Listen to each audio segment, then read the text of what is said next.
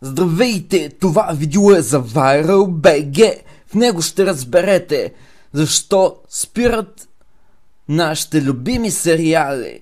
Нека започваме! Всеки сериал има начало и край, но защо спират?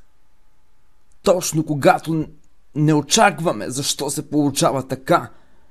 Защо ли? Защото продуцентите гледат рейтинга 18-49 от 18 до 49 години. Точно тази категория. Всичко друго го пропускат, независимо каква цифра е то. За тях е важно това, защото те печелят повече пари, като е по-високо. Докато ако е по-нисък резултат 18-49, парите са по-малко, а продуцентите искат пари. С една дума, те ще прекратят винаги сериала. Ако резултатите са ниски, ако резултатите 18-49 са ниски, независимо дали общия рейтинг е висок.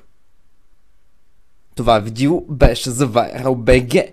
Благодарим ви за гледането, харесайте клипа, споделяйте го в социалните мрежи, нека това видео стане вайрал!